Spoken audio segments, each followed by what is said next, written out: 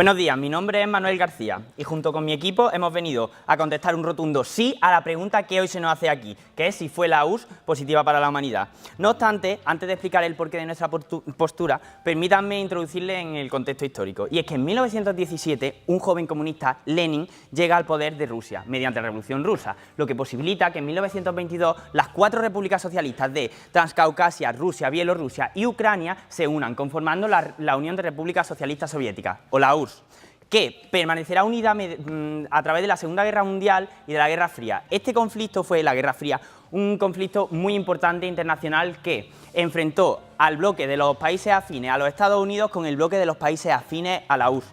No obstante, en 1991 la URSS se disuelve. Tras esta breve pincelada histórica, voy a definir los conceptos que se plantean en este debate. Vamos a entender la URSS como la fusión de las 4 repúblicas ya mencionadas antes, mientras que entenderemos como algo positivo un resultado favorable al ponderar las consecuencias de algo. La humanidad será el desarrollo del conjunto de los seres humanos. Por lo tanto, lo que entendemos que vamos a hacer en este debate es poner en una balanza las consecuencias positivas y las consecuencias negativas que tuvo la URSS para la humanidad y ver cuáles pesan más. Dicho esto, voy a proceder a comenzar a argumentar. Nosotros estamos seguros de que la URSS fue positiva para la humanidad porque sus consecuencias positivas aún perduran a día de hoy. Y para ello defendemos 3 argumentos. Comenzaremos con el primer argumento, el argumento científico. Y es que, permítanme recordarles que la ciencia que hay a día de hoy en gran parte ha sido desarrollada gracias a la URSS, pues cuando la URSS empezó la carrera espacial mediante su comienzo de la exploración espacial cuando lanzaron la Sputnik, consiguió que Estados Unidos comenzase a invertir también en ciencia para no perder en esta Guerra Fría que ya les comentaba antes. Esto generó una serie de competencias en inversión en ciencia que fue crucial y que dio lugar a la época dorada de la ciencia. Bien, en el segundo argumento, en nuestro argumento histórico, vamos a desarrollar que la URSS ayuda a derrocar al régimen totalitarista de los nazis. Y por último, en nuestro tercer argumento, vamos a hablar de los precedentes. Y es que la URSS sentó unos precedentes muy importantes que aún podemos ver a día de hoy. Pero antes, permítanme explicarles una cosa. Pues es necesario saber que el comunismo, por ejemplo, fue antidemocrático. Y es que, como dice Marx, el ideólogo de cabecera de los comunistas, en su texto El Manifiesto Comunista, iban a conseguir reafirmar su dominio, el del proletariado, mediante el derribo violento de la burguesía. Esto es, pisando los derechos de muchas personas que no querían ese sistema. Por lo tanto, el comunismo era antidemocrático. Sin embargo, por otro lado, era justo, ya que tenía ciertas políticas sociales que atacaba a la injusticia. Por otro lado, permítanme basarme en este artículo de José Antonio Noguera, un profesor de la Universidad Autónoma de Barcelona, en el que analiza si el capitalismo es justo o no, y es que llega a la conclusión de que no, porque permite cosas como, por ejemplo, el despotismo y la dominación, debido a que si, por ejemplo, el trabajador se queja de su salario o se queja de las horas que trabaja y no existen derechos laborales como no existían en el sistema capitalista, este trabajador puede ser despedido, lo que lleva a que no te puedas quejar si quieres mantener tu empleo, pero es que además también genera una falta de libertad real, porque claro, las personas ricas pueden permitirse hacer lo que quieran, pueden trabajar o no, frente a las personas pobres, que no pueden hacer eso porque tienen que subsistir y tienen que trabajar. Les dejo aquí la evidencia. Entonces, hemos demostrado que el comunismo es antidemocrático y el capitalismo es injusto, pero después les demostraré que ambos se pueden unir para conformar un sistema mucho más justo y mucho más democrático, que es el capitalismo mixto. Muchas gracias.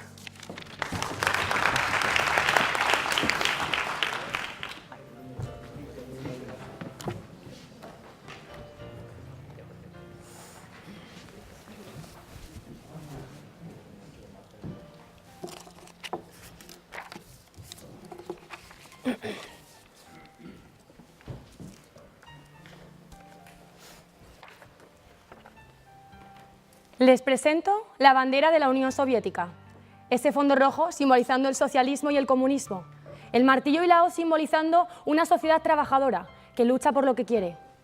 Miembros del jurado, distinguido público, compañeros. Mi nombre es Alicia Martínez y junto con mis compañeras Belén Montes, Blanca Ors y Elena Gillis representamos a la Universidad Pontificia de Comillas y en el día de hoy venimos a explicarles qué fue la Unión Soviética y por qué su influencia fue negativa para la humanidad.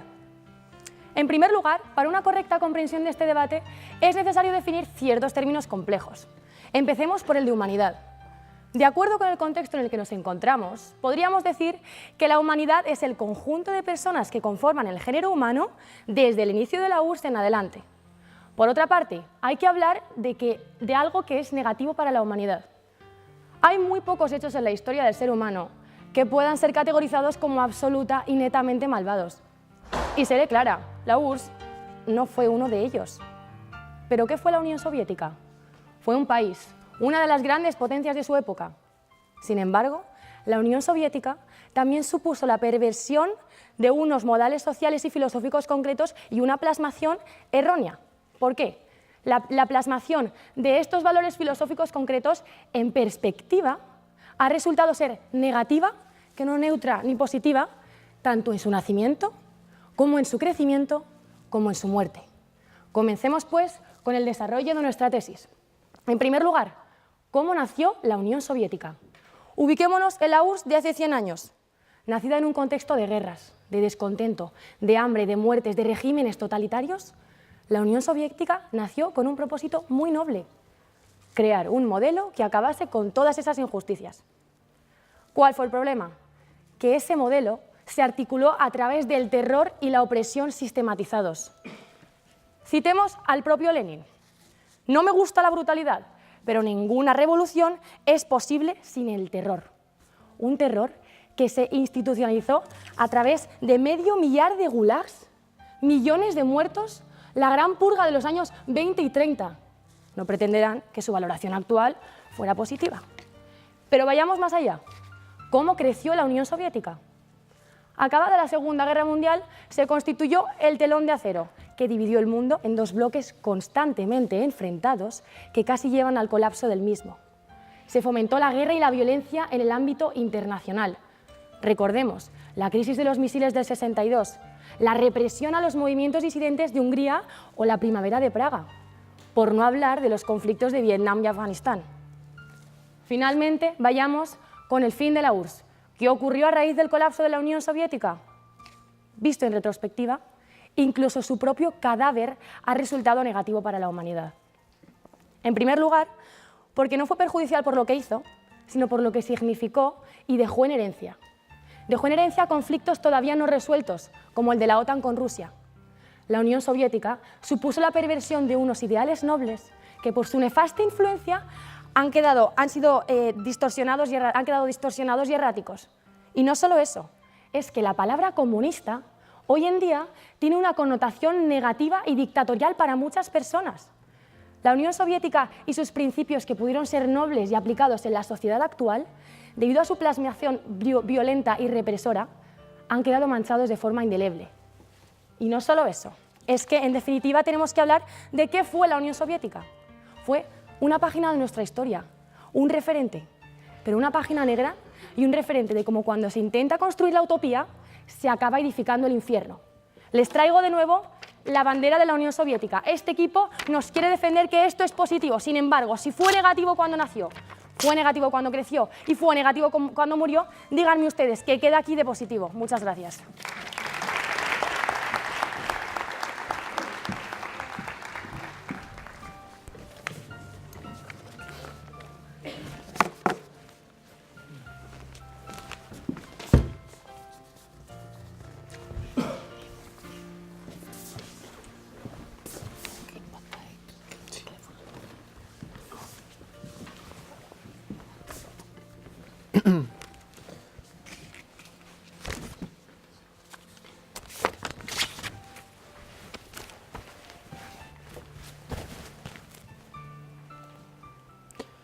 Año 1957. La URSS lanza el primer satélite al espacio, el Sputnik.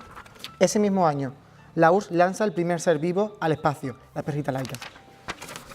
Buenos días, me llamo Diego José, y esto que acabamos de ver no fue más que el primer duro golpe propagandístico en la guerra de influencia que fue la Guerra Fría. Pues sí, pues este fue un duro golpe ya que clamó la superioridad tecnológica de la URSS a Estados Unidos, a lo cual él respondió, ya que como dijo su presidente por aquel entonces, Kennedy, todo lo que hagamos debería estar realmente vinculados a llegar a la Luna antes que los rusos, para demostrar que el lugar detrás de ellos les hemos adelantado. Y esto no solo se quedó en unas palabras, sino que sí que lo demostraron. Ese mismo año cambiaron la ley de educación, la cual propone una mayor inversión en ciencia y en tecnología en todos los campos, proponiendo en su preámbulo que es una emergencia nacional el crecer tecnológicamente por encima de los rusos. Además, no solo quedó aquí. Estados Unidos atacó creando la NASA, que todos conocemos, Organismo para Investigación Aeroespacial. Y además la URSS continuó con el primer hombre al espacio Gagarin, la primera mujer Valentina Tereshkova y, por fin, Neil Armstrong en la Luna. Esto, que es conocido como la carrera espacial, no es solo más que un ejemplo en el cual se ve cómo realmente, gracias a esas dos influencias, el cual intenta competir quién es más fuerte en ese pulso, realmente se propone que ambas aumentaron su inversión en ciencia, porque ambas su primer objetivo era alcanzarlo, de forma que pasamos a un sistema en el que la ciencia no era muy bien valorado a la época dorada de la ciencia, en la cual no solo se encontraron objetivos espaciales, sino también en medicina, como por ejemplo, podemos observar cómo la URSS erradicó la viruela mediante un programa financiado también por la ONU, pero creado y realizado por la URSS, en la cual eliminó una enfermedad que mataba a más de 30 millones de personas. Esto no solo se quedó aquí, sino que además Estados Unidos adelantó y para ponerse encima de la mesa eliminó la peste bovina, una enfermedad que mataba a la ganadería y creaba muerte por hambruna. Esto no solo es más el ejemplo de cosas que suceden cuando dos bloques hacen competencia, de forma que tienen que intentar aumentar su inversión en ciencia y acaban dando buenos productos para el mundo, beneficios que a día de hoy sostenemos, como la erradicación de la viruela y la peste bovina. Paso ahora a mi segundo argumento, un argumento histórico, en el cual vemos cómo nace la filosofía nazi, una filosofía que a todos nos suena, caracterizada por dos puntos. Primero, el expansionismo mediante conquista y segundo, un racismo que acabó matando, como demuestra esta evidencia, a 15 millones de personas en solo 4 años y por un solo motivo, el motivo de ser contrario a la raza aria. Esto, que fue uno de los peores capítulos de la humanidad, fue parado gracias a la URSS, ya que afortunadamente el Ejército Rojo eliminó por completo a los nazis. Como dice Henry Wallace, vicepresidente de Estados Unidos en 1946, hemos encontrado un apoyo aliado al otro lado del océano, un aliado que ha eliminado más alemanes que el resto de europeos juntos. 3/4 partes del ejército nazi ha caído en las fronteras soviéticas. Durante el avance rojo a Berlín murieron más soldados por parte de la URSS que Reino Unido y Francia juntos. Estas son evidencias, además que esta cifra que propone este estudio, que demuestra que el 75% de los nazis fueron eliminados por la URSS. Bien es cierto que hubo un pacto de no agresión, pero fue un pacto por el cual demostraremos más adelante que fue concedido mediante amenazas. Ellos nos traen varios puntos, entre uno de ellos, uno bastante interesante, que hemos visto que concuerda perfectamente con el de la Guerra Fría, que ellas dicen que la Guerra Fría genera un conflicto negativo, ya que realmente genera conflictos como la crisis de los misiles. Pero realmente lo que hemos visto aquí no es que es un conflicto negativo, sino que es un conflicto en el que no llegó nunca a pasar nada. Lo único que pasó es que este conflicto, lo único que demostró fue que ante un pulso de ver quién era más fuerte, potenció la mejora de cada país, que potenció la mejora de todo el mundo, que son mejoras que a día de hoy tenemos, como la medicina y la ciencia. Gracias.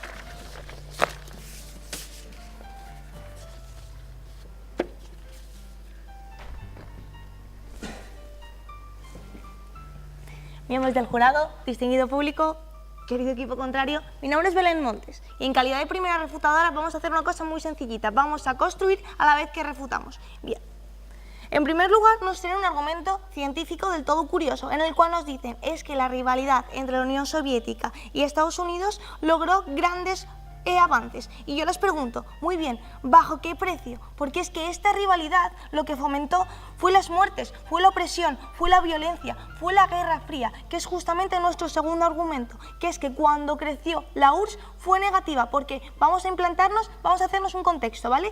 En la Segunda Guerra Mundial acabada teníamos la Unión Soviética frente a Estados Unidos, teníamos una lucha constante entre el capitalismo y el comunismo. Bien, ¿esto en qué generó? Generó en muertes y nos han dicho es que fue un conflicto en el que nunca pasó nada. Permítame que le demuestre cómo sí que pasaron cosas. Bien, en primer lugar, porque invadió los territorios del este mediante opresión y violencia. Les cito ejemplos: Hungría, Praga, Albania, Alemania, Checoslovaquia, Bulgaria, Polonia, Rumanía, Mongolia. ¿No le parece suficientes? Y mira, les voy a contar lo que pasó en la ocupación de Checoslovaquia y de Hungría. Hubo unas revoluciones a favor de la democracia. Y entonces, ¿qué pasó? ¿Qué dijo la URSS?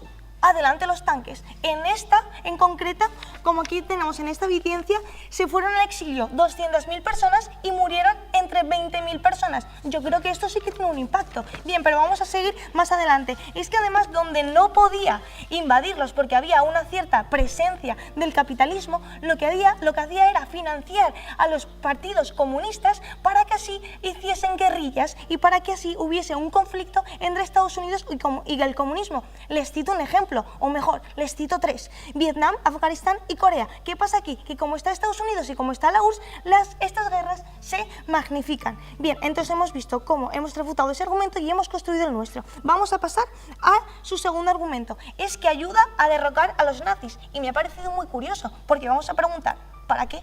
Para invadir ella los territorios del este. Es decir, lo que quería la URSS era tener más poder. Entonces dice, vamos a derrocar al régimen nazista porque lo que quiero hacer yo es invadir todos estos países. Y lo hizo, se lo acabo de demostrar en el argumento anterior. Bien, y en tercer lugar nos dice que sentó unos precedentes.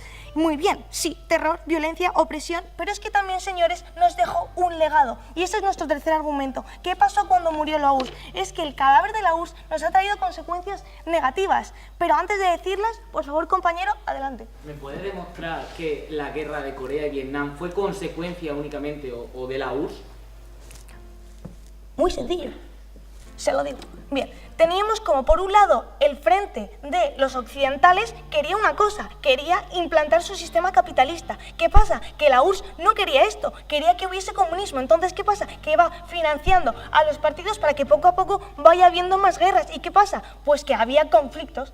Bien, una vez que hemos respondido, ¿qué pasó cuando murió la URSS? Bien, uno que es que nos ha dejado conflictos a día de hoy que siguen ahí, es decir, la actual rivalidad entre Rusia y Estados Unidos es que viene de la Guerra Fría. Fue en 1949 cuando se creó la URSS. ¿Qué pasa? Que desde entonces hasta ahora no se ha solucionado este conflicto. Miremos a Siria, miremos a Ucrania, miramos a Irán. Estos conflictos siempre Estados Unidos apoya a unos y Rusia apoya a otras. Y entonces vemos que no se llega nunca a una solución internacional. Y en tercer lugar, y en este argumento también tenemos, es que sufrió una perversión del comunismo. Y mira, como dice László Rejk, que fue exministro del gobierno comunista húngaro, la palabra comunismo se había reducido a sus connotaciones negativas. Muy bien, por todo ello, porque cuando nació fue negativa, cuando creció fue negativa y cuando murió fue negativa, por eso hoy nosotros decimos que no.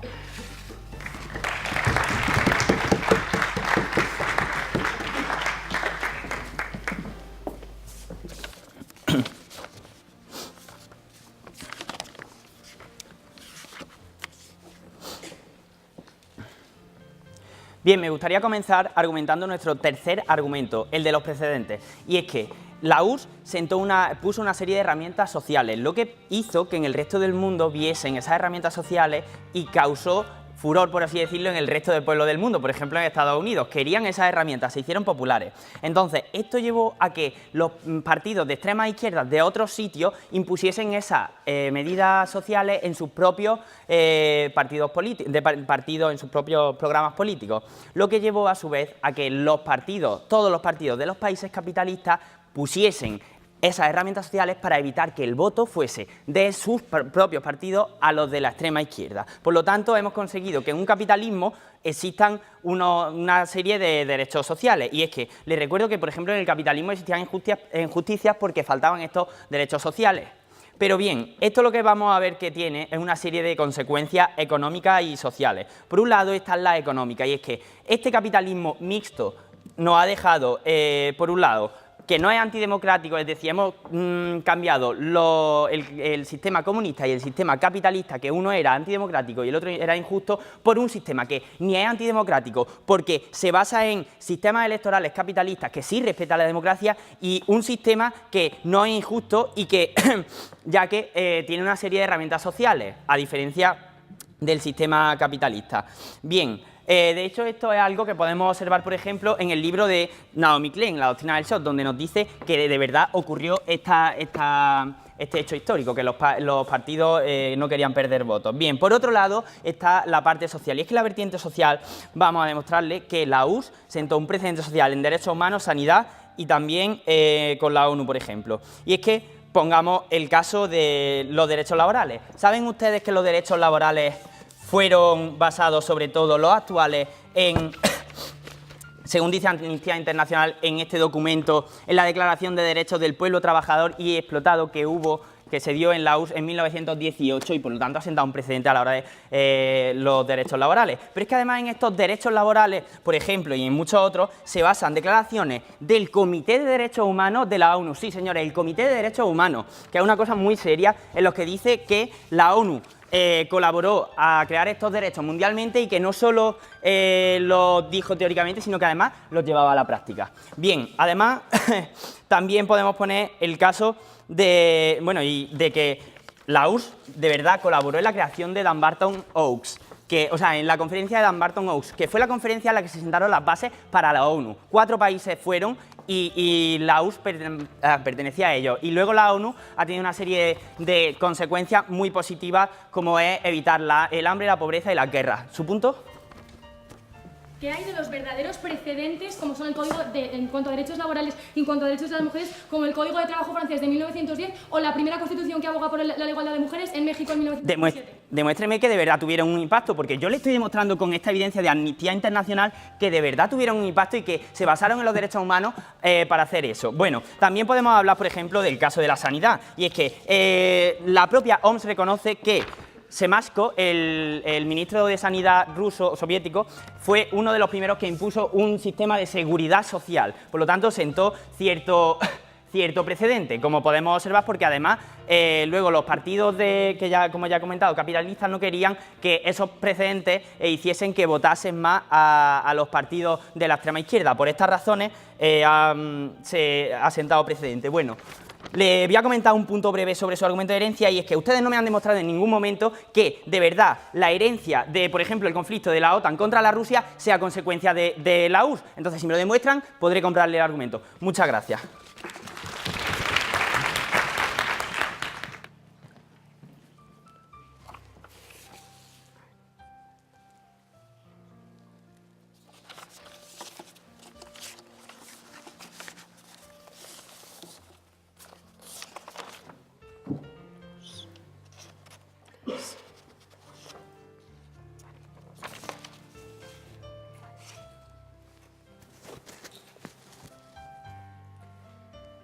Muy buenas tardes, mi nombre es Blanca Orts y vamos a hacer 3 cosas en este debate. En primer lugar, vamos a ver cómo han refutado nuestros argumentos. En segundo lugar, vamos a ver cómo vamos a refutar todos los suyos. Y en tercer lugar, vamos a explicar nuestro último argumento. Bien, toda la refutación que nos han hecho se basa en que en la Guerra Fría no pasó nada, y cito textualmente, que además en Vietnam no hubo ningún escenario y que tampoco hubo muertes. Vamos a ver. En primer lugar, en la Guerra Fría sí pasó algo. Hubieron muchísimos conflictos y uno de estos escenarios fue Vietnam. Muy simple. Y ustedes me están diciendo, no, es que la URSS no fue condicio sine qua non de este conflicto. Me da exactamente igual. La URSS se metió a financiar a Vietcong, Estados Unidos se metió a financiar a la otra parte y eso se produjo un enfrentamiento directo en el que hubieron muchísimas muertes. Entonces, en el momento en el que nosotros demostramos que hay muertes, yo considero que es negativo y yo no me puedo alegrar y no puedo considerarlo como positivo. Y después nos han hecho una segunda refutación y nos han dicho que no les hemos demostrado la herencia de la OTAN, pero sin embargo vemos como en Siria hoy en día hay un problema brutal porque Rusia, por herencia de la URSS, apoya una parte, Estados Unidos apoya otra y entonces nadie se pone de acuerdo a la hora de resolver este conflicto y perdura en el tiempo causando muchas más muertes. Por lo tanto, caen sus refutaciones. Vamos a ver qué nos han traído y es muy interesante. En primer lugar, nos han traído un argumento de ciencia. 3 refutaciones. A. No nos han demostrado porque la URSS fue condicio sine qua non y fue causa de este desarrollo tecnológico. 1. Y además nos han concedido continuamente que fue Estados Unidos quien desarrolló la NASA y fue Neil Armstrong quien llegó a la Luna. 2. No nos han demostrado por qué esto fue positivo para la humanidad. Que es Rusia o Estados Unidos puedan llegar a la Luna. A mí no me afecta en mi vida, a mí no me cambia en mi vida, pero es que a los 18 millones de personas que pasaron por los gulags tampoco les afectó en su vida porque siguieron muriéndose haciendo trabajos forzados. Pero es que en el tercer caso, que me han traído el caso de la viruela, Claro que la URSS tenía obligación de solucionar la viruela, ¿pero por qué? Porque en su país había muchísimos afectados, porque es una superpotencia mundial, pero es que en cualquier caso no nos han demostrado por qué, si la URSS no hubiera estado, esto no se hubiera desarrollado por otros países de la OMS y cómo realmente fue la OMS la que hizo que esta campaña llegara a todo el mundo. Entonces cae. Vamos a pasar a su segundo argumento, y su segundo argumento se basa en que la URSS fue positiva porque el comunismo es positivo y tenemos que quitar el capitalismo y hacer un capitalismo mixto que está totalmente fuera del debate. Entonces, ¿por qué el comunismo no es igual que la URSS? El comunismo no es igual de la URSS porque el comunismo es una idea teórica y la URSS es un modelo, un modelo de Estado político y económico que no tiene nada que ver. En segundo lugar, nos han dicho que la URSS nos dio herramientas sociales. Bien, en primer lugar, no nos han demostrado cómo fueron implementadas y en segundo lugar, no nos han dicho por qué vienen de la mano del mismo. Porque sí que vemos, en cambio, como en Europa vemos movimientos sindicalistas por parte de Gran Bretaña, vemos asimismo los movimientos sufragistas en Gran Bretaña en 1869, vemos los movimientos socialistas y la fundación de numerosos partidos desde finales del siglo XIX, y vemos como estos partidos han abogado siempre por estos derechos colectivos, estas herramientas sociales que nos intentan vender en cualquier caso, y no han estado influenciados por el comunismo de la URSS.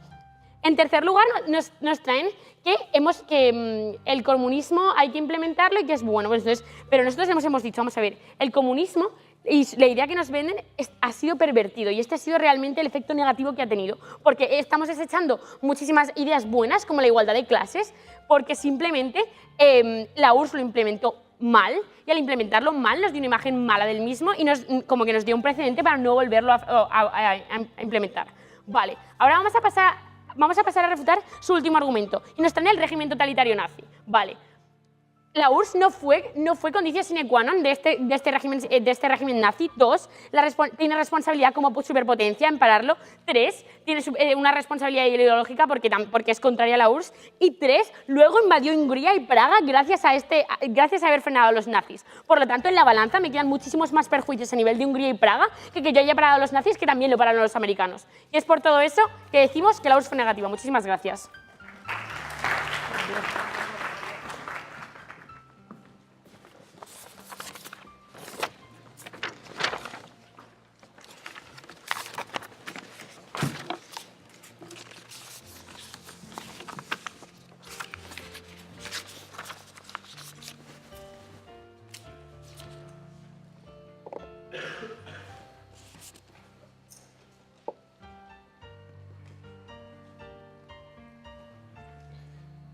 Buenas tardes. Aquí el primer equipo contrario lo que nos trae es separar la historia en tres. ¿Cuándo se ve que la historia no se puede separar? Porque la historia lleva ligada a un contexto con el cual vamos a analizar sus argumentos. Primero nos trae un primer argumento en el que nos habla de la guerra que propuso la revolución, a la cual surgen dos problemas. Primero, los datos que nos trae son cuanto menos dudables y segundo, que nos transmite una idea que no es. Porque esto no fue una rebelión que casó, sino fue una guerra civil, como ha ocurrido en otros países. Una guerra civil con la cual ha habido muertos, como es lógico, entre muchos ciudadanos de su mismo país. Y además, le digo, ¿son innecesarias a veces las revoluciones? ¿Hay necesaria a veces la muerte de una persona? Pues por lo tanto, vemos casos como la Revolución Francesa, en la cual acabó con la muerte de personas, pero que llegó sentando un precedente como el precedente de la igualdad, gracias a la Revolución Francesa. Como hemos demostrado, la URSS, mediante ese precedente, sentó los precedentes que causó la Carta de los Derechos Humanos y la ONU, lo cual fue un precedente que a día de hoy sí existe. Además, hablando de muertos, luego pasaré a revisar ese caso. Nos habla de la Guerra Fría, en el cual hemos dicho, realmente no pasó nada. Y es que es verdad, tantos misiles que habla y tanta tensión, nunca se llegaron a lanzar ni uno. Solo nos dice que es que estaban oprimidos por el Pacto de Varsovia. Y yo les digo, el Pacto de Varsovia, como todos los países que formaban del bloque del Este, eran países que firmaban porque querían, eran voluntarios. Por lo tanto, no me pueden hablar de que realmente tenían ese motivo. Y además nos hablan de guerrilla, en la cual la guerrilla obviamente se entiende que apoyaron. Claro que apoyaron, pero ¿crearon ellos las guerrillas? ¿Crearon ellos esas muertes? No, claro que no crearon esas muertes, porque ellos apoyaron donde salía esa revolución. Realmente en esos países como Somalia, por ejemplo, cuando se enfrenta una guerra civil entre dos partidos que acaban con la muerte de personas, la URSS no tiene culpa, luego se meterá. Por lo tanto, no podemos culpar a la URSS por una cosa que pasó anterior a ella, de meterse en cualquier guerrilla. Son muertos que tampoco. Por lo tanto, hemos visto que ni por voluntarios, porque se metían lo que querían, y además porque la guerrilla no la acusaba, podemos entender que la Guerra Fría no pasó nada con la URSS. Y pasamos a un tercero, en el que nos habla de las herencias. La herencia que nos dice que hay países que tienen más relación a día de hoy por la URSS, lo cual hemos dicho, ¿dónde está la evidencia que demuestra que realmente la URSS afecta a Hungría? Cuando la Hungría ha hecho lo que ha querido, porque Hungría ha sido libre, firmó el Pacto de Varsovia porque quería libre y ha tomado sus propias decisiones. Y además no solo eso, sino que tienen que saber que la URSS es un país y otros países son otros países. La URSS no es un bloque. Sí, su punto, compañera. ¿Es usted consciente que desde 1921 hasta 1953 pasaron 18 millones de personas por campos de trabajo forzados de manera sistemática por el modelo defectuoso del régimen? Vale, yo no entiendo dónde salen sus datos porque yo mismo tengo unos datos que dicen 30.000 personas. Pero bueno, viendo que hay una diferencia de 14 millones de personas, vamos a dejarlo como menos dudable. Y no solo eso, ya el hecho que pasaré a los muertos. Y sí, pasaré a los muertos en el punto de los nazis. Vemos en 4 años, los nazis mataron a 15 millones de personas de una forma injusta, simplemente por lo que eran. En 4 años, 15 millones. Si los nazis hubieran continuado, hubieran matado a no sabe Dios cuántas personas. Sin embargo, gracias a la URSS, como he demostrado, aniquiló eliminando el 70% y teniendo el 60% de la frontera. De forma que la URSS realmente eliminó a los nazis, impidiendo que hubiera más muertos. Lo que vemos en la balanza es que solo los muertos que impidió entre la viruela, entre las amenazas nazis y justamente la supervivencia de la ciencia, acabó con todo lo que fue una rebelión que trajo cosas positivas. Y vamos a la ciencia, sí, porque nos dicen dónde está el precedente. Ya les he explicado que Henry Wallace propone la carrera espacial como un precedente para invertir en ciencia. Además, que esta viruela salvó a 30 millones de personas. ¿Ese dato no le sirve a usted como vida salvada? Y no solo eso, nos habla de responsabilidad. Es que fue su responsabilidad. Indíqueme usted dónde está la responsabilidad. Porque yo tengo responsabilidad de hacer muchas cosas, pero si no lo ponen o no tengo firmado, no sé por qué. Sin embargo, sí lo sé, porque están juzgando con un contexto anterior una cosa que fue anteriormente. Antiguamente no existía ni el concepto de responsabilidad por ser un gran país. Por lo tanto, esto cae fuera. Precedentes que además, si se marca, son precedentes que a día de hoy viven, como hemos denotado. Precedente, el cual presupone que a día de hoy vivimos un sistema que no es ni antidemocrático ni injusto, gracias a esta mezcla, y además ha traído los derechos humanos y la ONU, gracias a esta mezcla, igual que la sanidad, que ha salvado a más personas, así que yo pido que usen la balanza. Gracias.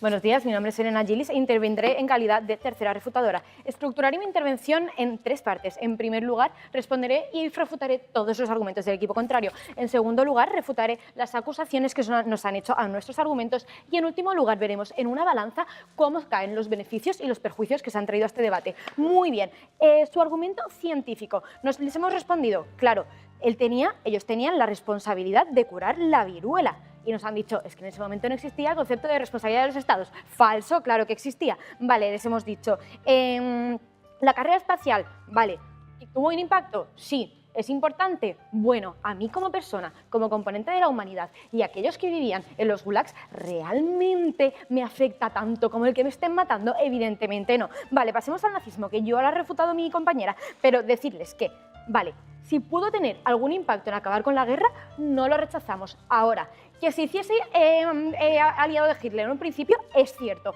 Que tuvieron mucha importancia otros países como Estados Unidos, también es cierto. Y que luego impuso su gobierno en los mismos países que liberó de Hitler, también es cierto. Con lo cual, si pudo tener algún impacto en ayudar a acabar con la Segunda Guerra Mundial, el impacto fue mínimo teniendo en consideración todas las demás perjuicios que trajo. Vale, y pasemos a su tercer argumento, los precedentes. Vale, dice que ha traído unas herramientas sociales.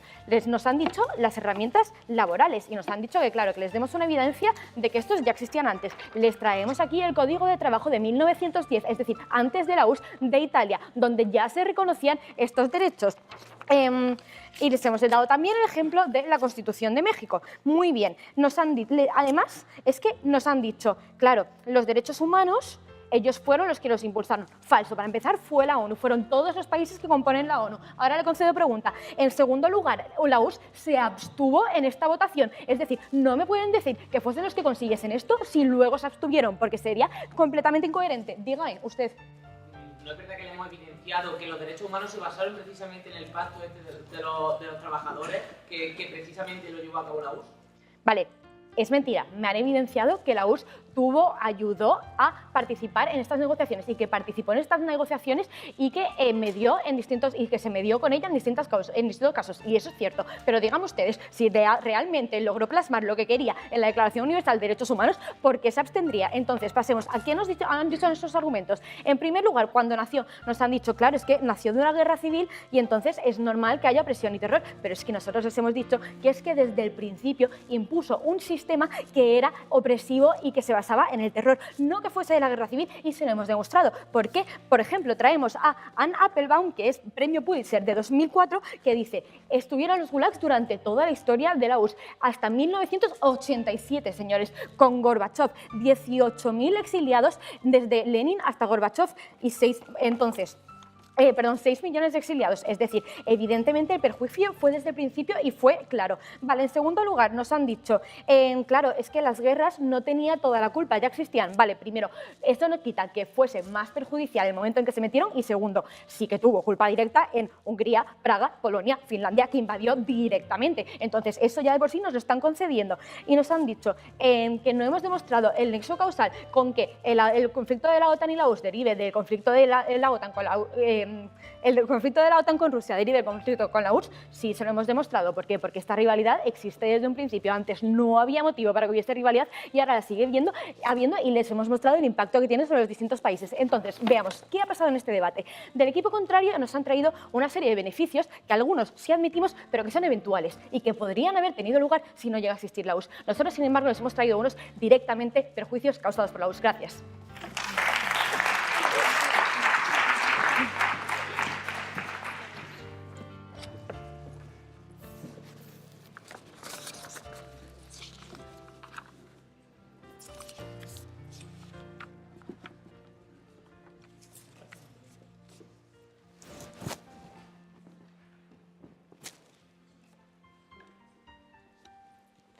Miembros del jurado, distinguido público y querido equipo contrario. Llegados a este punto del debate, quisiera conduciros a lo largo de los diversos argumentos que hoy se han expuesto.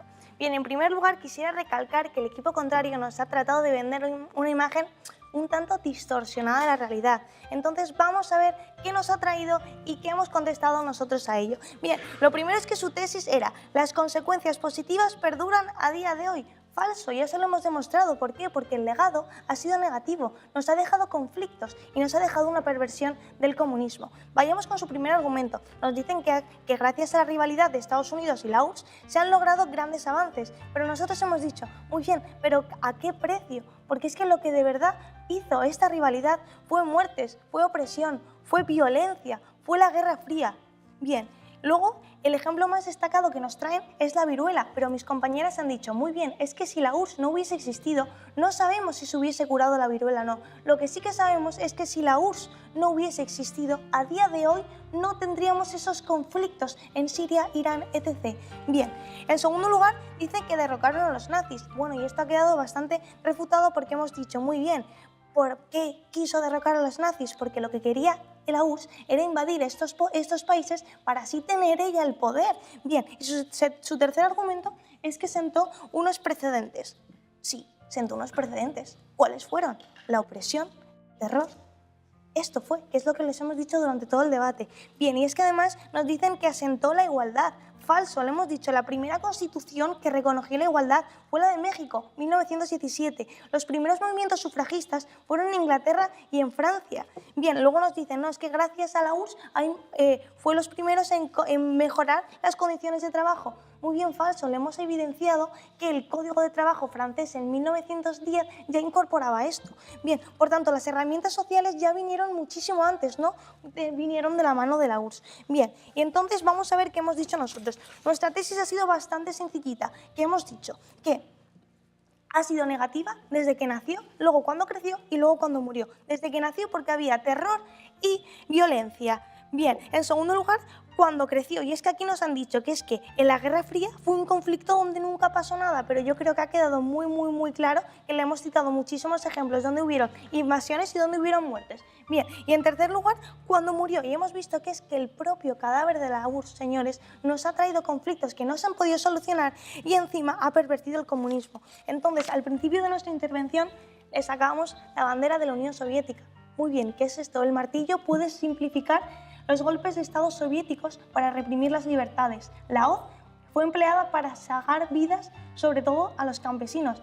Y el rojo, la sangre que se llevó por delante. Muchas gracias.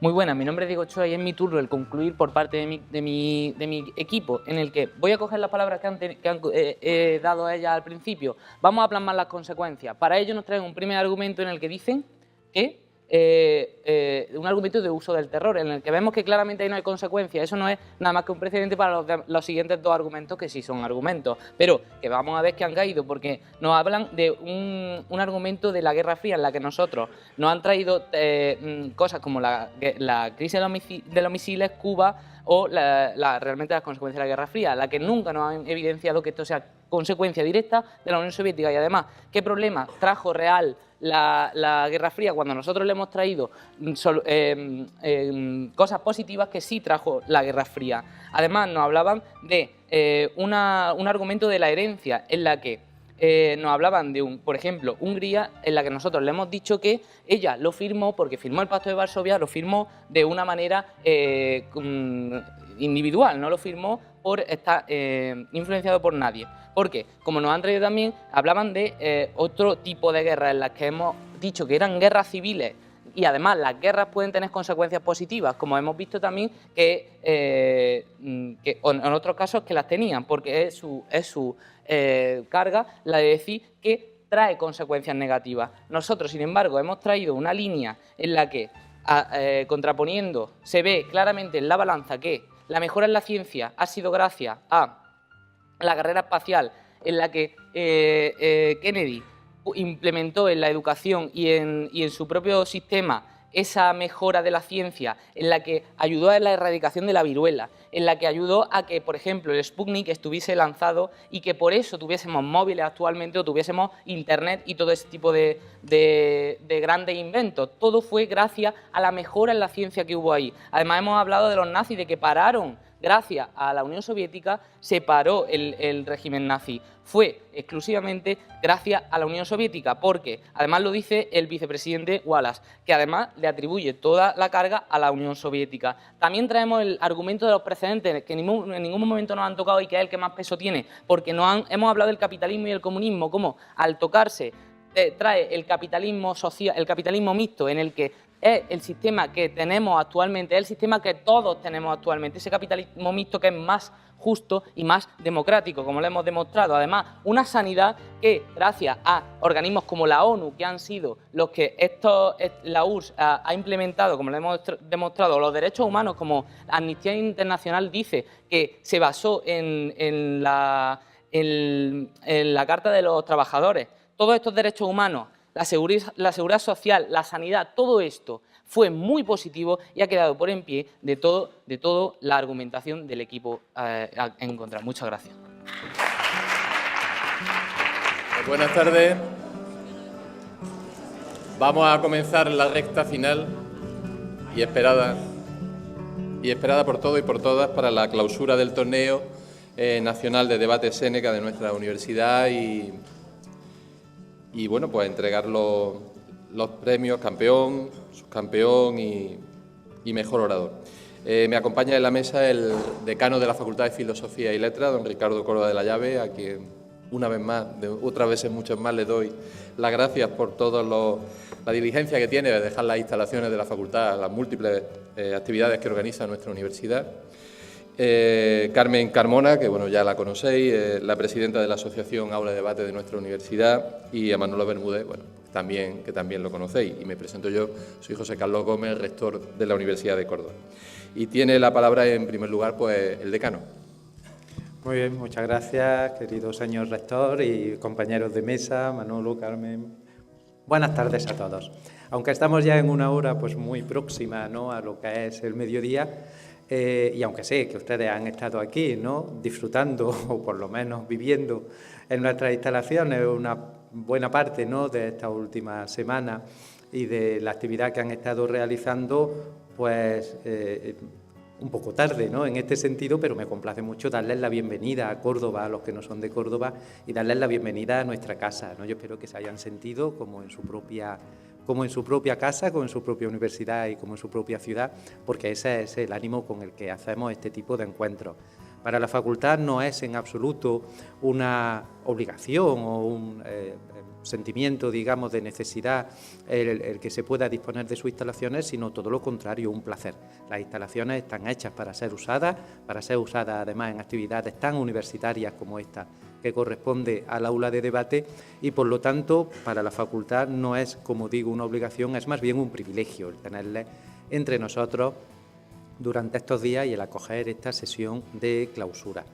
La verdad es que el aula de debate y la organización de este tipo de encuentros, yo creo que es una aportación excepcional a la vida universitaria, y excepcional, antes lo comentaba con el señor rector, desde un punto de vista que a mí me parece muy favorecedor del espíritu universitario, del talante que todos los universitarios deben de tener o debemos de tener, que es evidentemente el talante de la tolerancia. Y creo que esa tolerancia, una de las mejores formas de desarrollarla es exponer argumentos en los que uno cree o en los que uno no cree, ¿no?, de los que se está convencido, o todo lo contrario, en los que se está completamente opuesto, ¿no?, porque realmente de esa forma entendemos que esos debates se generan por unas posiciones determinadas que podemos asumir o no asumir, o que en todo caso podemos compartir o no compartir, pero que cuando nos toque defenderlo lo tenemos que ver sin ánimo de acaloramiento, simplemente como un debate más, como una contraposición de opiniones, que evidentemente es de lo que se trata.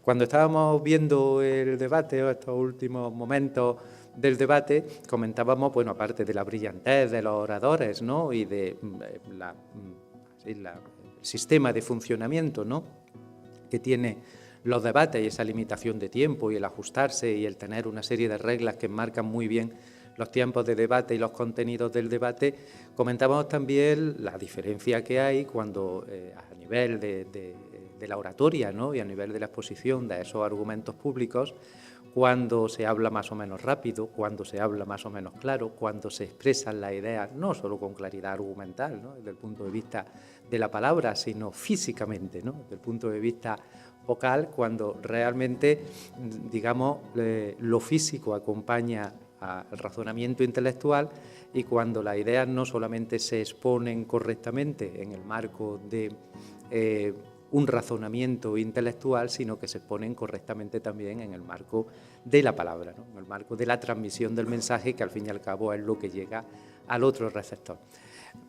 Toda esta pequeña reflexión venía simplemente a cuento de decir que me parece fundamental, ¿no? Yo ya di la enhorabuena, o he dado enhorabuena en alguna otra ocasión anterior a Manolo Bermúdez por esta iniciativa, a Carmen y a todos los que participan, ¿no?, en general, de las aulas de debate, de las asociaciones de debate de la Universidad de Córdoba, ya digo, porque me parece algo muy formativo, una actividad en la que da gusto que participen ustedes, ver a tanta gente joven, ¿no?, implicada en esta actividad, dedicada a esta tarea, y que realmente, más allá de las muchas actividades o de las muchas posibilidades que ofrece la vida universitaria, no en relación con los estudios y los planes de estudio de los grados, de las carreras que todos cursamos, ¿no?, sino en esas actividades complementarias, yo entiendo que esta es una de las fundamentales que se pueden hacer, o de las que más aportan, ¿no?, a ese espíritu y a esa visión que todos los universitarios debemos de asumir. Así que enhorabuena a todos los que han participado en los debates, enhorabuena a Manolo por la organización de este certamen, ¿no?, a nivel nacional, y por supuesto, aunque me anticipo, enhorabuena a los ganadores del concurso del certamen, que enseguida conoceremos. Y les reitero, bienvenido una vez más, disfruten lo que le queda de estar en nuestra ciudad, en nuestra facultad, de esta estancia, y esperamos verles por aquí nuevamente, ¿eh? Ya les digo que para la facultad, para todos nosotros, será un auténtico placer. Muchas gracias. Muchas gracias, señor decano. Carmen, cuando tú quieras.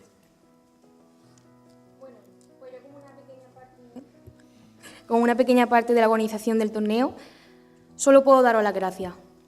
Gracias, en primer lugar, a todos los equipos y los participantes que han decidido estar aquí hoy, porque realmente sois el motivo de esto y porque no solo nos habéis enseñado lo que es ser un buen orador o una buena oradora, sino también lo que es tener una buena calidad humana. Y por eso, desde la Universidad de Córdoba, os queremos dar las gracias. Luego, también dar las gracias al motor de este torneo, jueces, staff, y permitirme un agradecimiento peculiar. Gracias, Elena Casares, Manuel Bermúdez, Alberto Martínez, Javier Crespo, Blanca Rueda, Alma Cruz, porque realmente sin vosotros este torneo no hubiese sido para nada posible. Y ahora, para terminar con los agradecimientos, me voy a parar un poquito más. Yo siempre tengo presente una frase que es que hay que saber hacia dónde uno va, pero sin olvidar de dónde uno viene. Y quiero meter los agradecimientos no solo a las personas que estamos hoy aquí, sino también a todas esas generaciones, esas antiguas generaciones, que se han dedicado a trabajar muy duro para construir un suelo sólido en el que podemos andar hoy las nuevas. Así que considero justo, necesario y, por qué no, oportuno, que entre estos agradecimientos también tengamos presente eso, ese de dónde venimos, y que agradeceros también que seguís demostrando hoy en día que estamos todos en el mismo barco. Muchas gracias.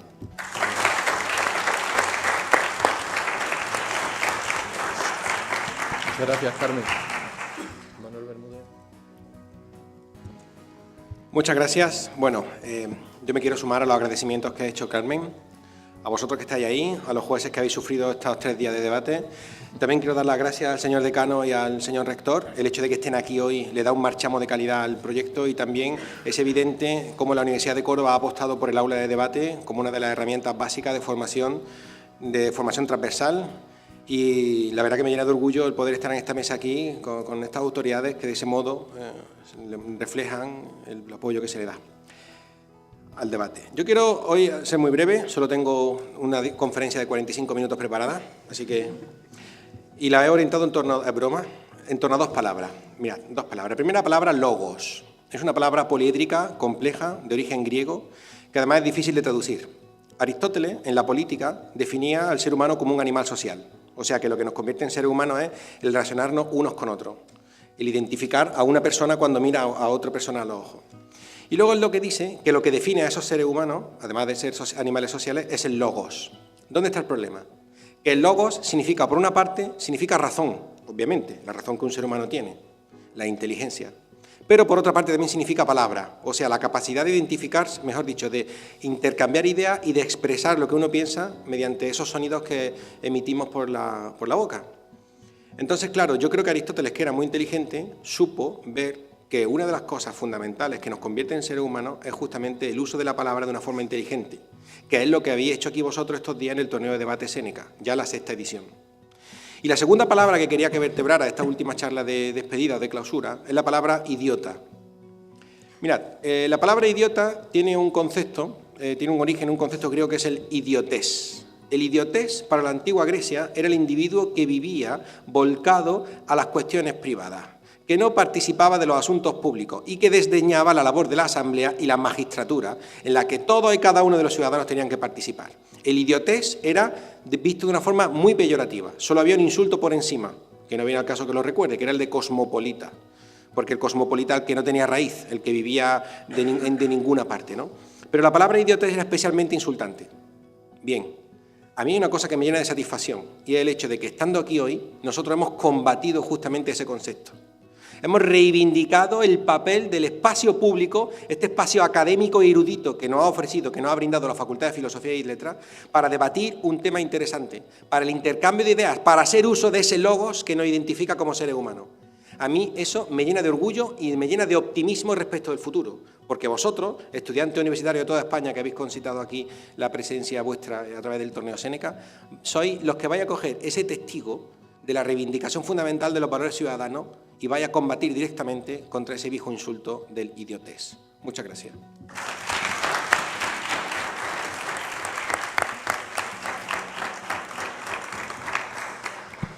Ahora, según el desarrollo del programa, deberíamos entregar los premios, pero lo que vamos a hacer lo vamos a alterar, si me permitís, voy a hablar yo, porque si no, después de dar los premios no voy a hacer ni caso. Bien, yo lo que quiero, muy brevemente, no vamos a aumentar la agonía, lo que quiero es daros las gracias a todos, a los que habéis venido de fuera. a los que lo habéis organizado, a los que una vez más habéis organizado este torneo Séneca, a los que, en definitiva, permitís que nuestra universidad y que la universidad en su conjunto, el sistema universitario español en su conjunto, pues sea un referente a nivel internacional en temas de debate. Creo que lo más importante hoy día de la universidad, de siempre lo ha sido, ¿no? Cuando hablamos muchas veces del valor del conocimiento, y siempre estamos que para qué sirve el conocimiento, la generación del conocimiento, la transferencia del conocimiento, cuando uno va tirando y va pensando sobre eso, llega al convencimiento del que el conocimiento para lo que sirve es para mejorar la convivencia. Si el conocimiento no sirviera para mejorar la convivencia, y aquí podríamos hablar del papel de la URSS o no de la URSS, de la Guerra Fría o no de la Guerra Fría y de los enfrentamientos bélicos, pero sí es verdad que si no sirve para mejorar la convivencia, de nada nos sirve el conocimiento. Y creo que vosotros, pues lo que habéis hecho es un claro ejemplo de ello y sobre todo, como antes decía Manuel, nos dais tranquilidad a los que ya tenemos unos años, viendo que las generaciones que vienen por detrás pues son generaciones comprometidas, generaciones con formación y generaciones que utilizan la palabra para convencer y ningún otro método. Creo que habéis puesto de manifiesto que frente a la visceralidad y a la impulsividad puede haber reflexión, que es fundamental y que cada día la estamos perdiendo más como sociedad y que es importante que se reivindique esa reflexión en todas las facetas de la vida y también que frente al dogma y al pensamiento único pues tiene que haber pensamiento crítico. El que seáis capaces, como antes comentaba el decano, de poneros en las dos situaciones a favor y en contra, eso es fundamental para vuestra formación y es fundamental para que en el día de mañana, que no va a ser tan lejano ese mañana, cuando estéis dirigiendo instituciones o estéis en puestos de responsabilidad, pues desde luego utilicéis tanto esa reflexión como ese pensamiento crítico para mejorar la convivencia de los que tengáis cerca y desde luego la convivencia en general de toda la sociedad. Así que muchísimas gracias a todos de verdad por vuestra participación y vamos a proceder al momento culmen. Gracias.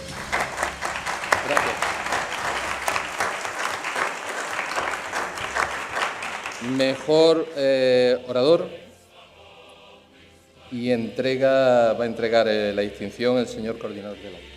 Bien, después de las votaciones del primer debate hasta los octavos de final, cuartos de final, perdón, en este caso ha sido una mejor oradora. La mejor oradora, a criterio de los jueces del debate, ha sido Tamia Cáceres, del equipo de la UCO.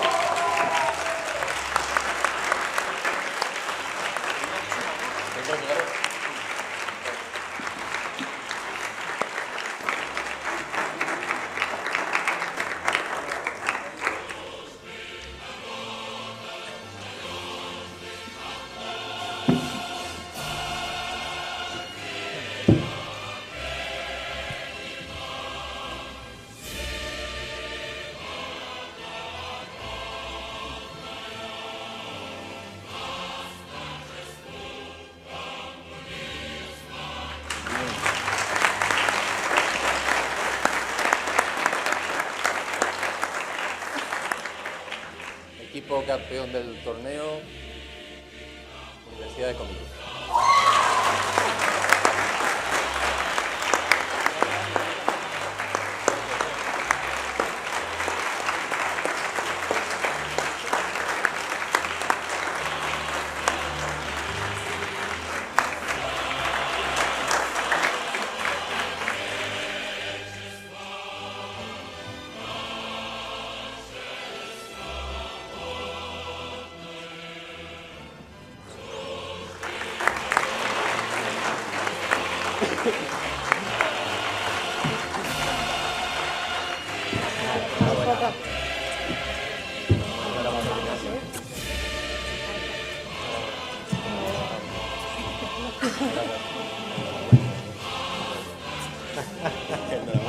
¿Alguien se lo quiere?